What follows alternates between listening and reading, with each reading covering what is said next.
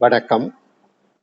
அன்பார்ந்த பெற்றோர்களுக்கு திறமைந்து புலமை பரிசில் பரீட்சை 2025க்கு உங்கள் பிள்ளைகளை நீங்கள் வழிகாட்டுவதற்கு நான் என்னுடைய வெற்றிக்கனி இதழின் முதலாவது மாதிரி பரீட்சை தாளின் வெற்றிக்கனி ஒன்றின் வினாத்தாள் ஒன்றின் வினாக்களுக்கு விடையளிக்கும் விளக்கங்கள் உங்கள் நன்மை கருதி வழங்குகிறேன். இதனை பார்வையிட்ட பின் பிள்ளைகளுக்கு இந்த வினாக்களை நீங்கள் விளக்கம் அளிக்கின்ற போது அந்த பிள்ளைகளை நீங்க உற்சாகமூட்டுவது மட்டுமல்ல, நீங்கள் இதில் கூடிய கர்ஷனை என்பதை புரிந்து அவர்களை ஒரு நல்ல நிலைக்கு உருவாக்க முடியும். சரியனி வினாவுக்கு விடை காண்கின்ற விளக்கத்துக்கு வருகின்றேன். வெற்று அடைப்பில் வர வேண்டிய உரு யாது என்று கேட்கப்படுகிறது. இங்கே வெற்று அடைப்பு இதுதான். அப்ப இந்த உருவில வர வேண்டியது எது என்று கேட்கின்ற போது நாங்கள் இங்கே கவனிப்போமாயிருந்தா கீழே இருந்து இந்த ரெண்டும் இணைந்துதான் இது உருவாகின்றது. அதே போல இங்க பாருங்க, இந்த ரெண்டு நினைக்க இந்த கோடும் ஒன்றாக சேர்ந்த இணைப்படியாக உருவாகின்றது.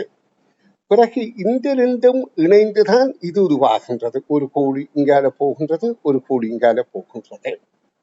அதே போல அடுத்த ரெண்டும் இணைந்துதான் அடுத்தது உருவாகின்றது. இந்த கோடு இங்கே வருகின்றது, அப்ப அம்பும் மறைகின்றது. பிறகு அடுத்த கோடு இங்க வருகின்றது. அப்ப ரெண்டும் சேர்ந்து இந்த மாதிரி உருவாக இருக்கின்றது. இப்ப அடுத்த ரெண்டும் இணைந்துதான் இங்கே கோடு உருவாகி இருக்கின்றது. அதாவது இந்த கோடு இப்படியாக வந்து இது இங்க வந்தோடு உருவாகி இருக்குது. அப்ப எங்களுக்கு தெரிய வேணும், இப்ப இது ரெண்டும் இதே போலதான் கீழே இருந்து உருவாகி மேல வருகின்றது என்பதை நீங்க பார்த்து புரிந்து கொள்ள முடியும். இனி இது ரெண்டும் சேர்ந்துதான் இங்க உருவாகி இருக்கின்றது. இப்ப நாங்கள் கடைசி எங்களுக்கு அடைப்புக்கு வர வேண்டியது இந்த ரெண்டும் சேர்ந்துதான் இது உருவாகி இருக்கின்றது. அப்ப இது உருவாகினால் எப்படி இருக்கும்? ஒன்று இப்படியாக இருக்கின்றது இந்த இது, மற்றது இதுல சேருகின்ற போது இன்னும் ஒரு கோடு இங்கே வருகின்றது. அப்ப மூன்றாவது விடைதான் பொருத்தமானது. இது அரச பரீட்சையில கேட்கப்பட்ட கேள்விகள் போன்றவை. இப்படி நீங்க இந்த பயிற்சித்தாளில் உள்ள கேள்விகளை உங்களோட பிள்ளைகளுக்கு நீங்க புரிந்து கொண்டு விளங்கப்படுத்தினால் பிள்ளைகள் உண்மையிலேயே அரச பரீட்சைக்குள்ள நீங்களே தயார்படுத்தக்கூடிய ஒரு நல்ல நிலை உருவாகும். அது மட்டுமல்ல, அந்த பிள்ளைகளுக்கு நீங்கள் இதை கற்பிக்கிற ஆர்வத்தில இருப்பதே ஒரு உற்சாகமூட்டுகிற நிகழ்வாக இருக்கும். இனி அடுத்த கேள்வி பாருங்க. நண்பகல் 12 மணியை நெருங்கக்கூடிய கடிகாரங்கள் யாவை என்று கேட்கப்படுது. அப்ப இந்த கடிகாரங்களுடைய நேரங்களை நாம் குறித்து காட்டுவனா இருந்தா இது 12 மணி, முதலாவது கடிகாரத்தை 12 மணி 5 நிமிடம் என்று சொல்லலாம். அடுத்த கடிகாரத்தை நாங்கள் 6:15 என கருதலாம்.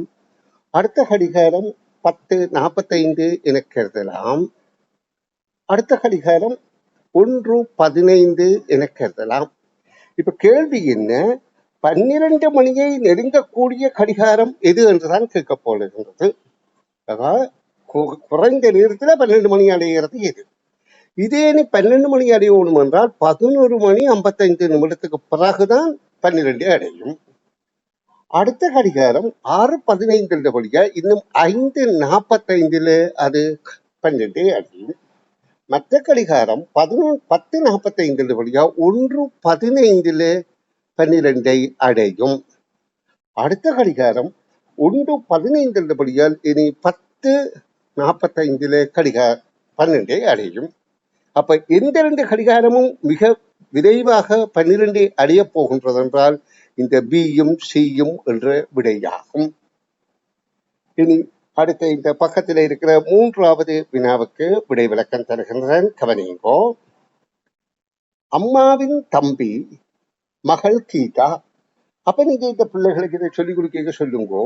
இப்ப நீங்கள், அதாவது பிள்ளை ஒரு படிமுறை, முதல் ஒன்றுல பிள்ளை இருக்கின்றது, அதுக்கு பிறகு அம்மா இருக்கிறா. அம்மாவின் தம்பி என்றால் இதே மட்டத்துல தான் தம்பியும் பெறுகிறார், அம்மாவோட தம்பி. அம்மாவின் தம்பியின் மகள் கீதா. அப்ப கீதா என்பவ இந்த மட்டத்துல வருகின்றார், அதாவது நீங்கள் இருக்கிற மட்டத்துல வருகிறார். நீங்கள் இருப்பது எந்த மட்டமோ, அதாவது அம்மாவும் தம்பியும் ஒரு சகோதரர்கள். அப்ப முதல் மட்டத்திலையும் முதல் கட்டத்திலையும், இரண்டாவதுல நீங்கள், அதாவது அம்மாவின் எண்ணிக்கை உங்களை வைத்துக் கொண்டுதானே அம்மாவை சொன்னீர்கள். அப்ப நீங்கள் இரண்டாவது கட்டமும். அதே நேரம் கீதா தம்பியின் மகள், அவளும் கீழ்கட்டத்தில் வருகின்றாள். இப்ப நான் மகன் இல்லை என்று இங்கு சொல்லப்பட்டபடியால் நீங்க அவர்களுக்கு விளங்கப்படுத்துவோம். மகன் இல்லையா இருந்தால் அம்மாவுக்கு நீங்கள் யார்? மகளாக இருக்கலாம், மகள். அப்ப கீதாவும் பெண், நீங்களும் பெண். அப்ப இப்ப என்ன கேள்வி? ஆகவே கீதாவுக்கு நான் என்ன உறவு முறை? மைத்துணி. அதாவது தம்பியின் மகள் உங்கள் மகளுக்கு மைத்துணி, அல்லது அவளுக்கு இவ மைத்துணி என்பதை புரிய வைத்துக் கொள்ளுங்கள்.